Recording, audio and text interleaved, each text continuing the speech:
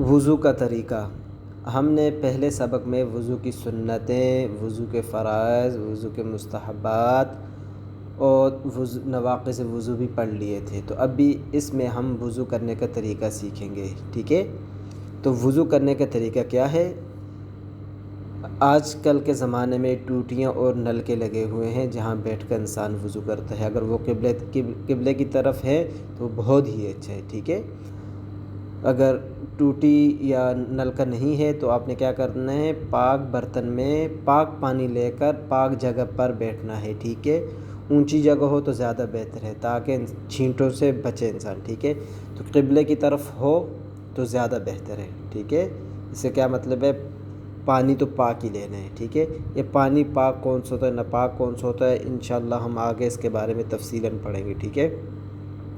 پاک پانی لینا ہے، پاک برتن میں لینا ہے، اونچی جگہ بیٹھنا ہے، قبلے کی طرف رخ کر کے ہم نے بیٹھنا ہے، ٹھیک ہے؟ تو آپ کو تو پتہ ہے، آپ نے جب آپ وضو بنائیں گے تو اپنے کوہنیوں کو بھی تو دھونا ہے نا، تو آپ نے کیا کرنا ہے، آستینوں کو اوپر کوہنیوں سے اوپر چڑھا دینے، ٹھیک ہے؟ پھر ابھی وضو ہم نے شروع کرنا ہے، وضو شروع کرنے سے پہلے بسم اللہ الرحمن الرحیم پڑھنے، پھر 3 مرتبہ دونوں ہاتھوں کو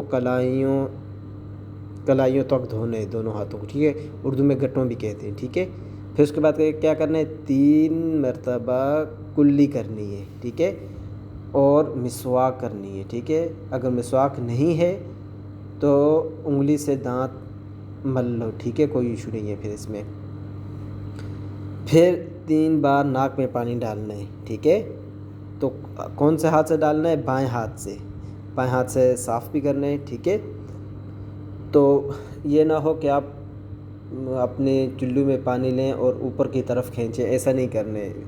اگر آپ ایسا کریں گے تو آپ کے دماغ میں پانی چلا جائے گا، ٹھیک ہے؟ یہ آپ کے لیے نقصان دہ ہوگا۔ بس جب آپ اس طرح اپنے ہاتھ سے ڈالیں گے نا تو یہ نرم ہڈی تک پہنچ جائے گا، ٹھیک ہے؟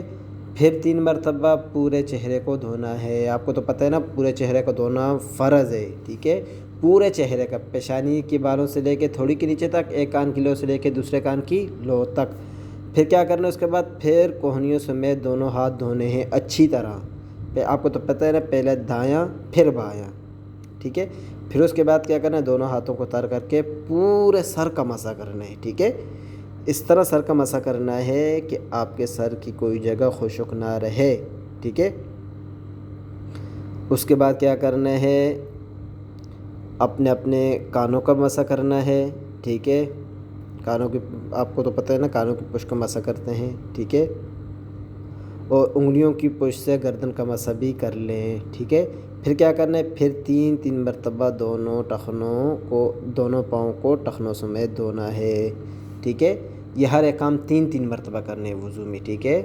پہلے 3 مرتبہ ہاتھوں کو دھونا ہے، 3 بار منہ میں پانی ڈالنا ہے، 3 بار ناک میں پانی ڈالنا ہے، 3 مرتبہ پورے چہرے کو دھونا ہے، 3 مرتبہ دونوں ہاتھوں کو کوہنیوں سمیت دھونا ہے، 1 مرتبہ سر کا مسح کرنے، پورے سر کا اچھی طرح مسح کرنا ہے۔ سر کے جب آپ مسح کریں گے تو اس میں آپ کانوں کا اور گردن کا بھی مسح کر لیں گے، ٹھیک ہے؟ پھر اس کے بعد کیا کرنا ہے، 3 مرتبہ دونوں پاؤں کو ٹخنوں سمیت دھونے ہیں، اور اینڈ میں فارغ ہو کر یہ دعا پڑھنی ہے، اشہد ان لا الہ الا اللہ وحدہ لا شریک لہ واشہد ان محمدًا عبدہ ورسولہ۔ یہ ہمارا وضو کا طریقہ کمپلیٹ ہو گیا ہے۔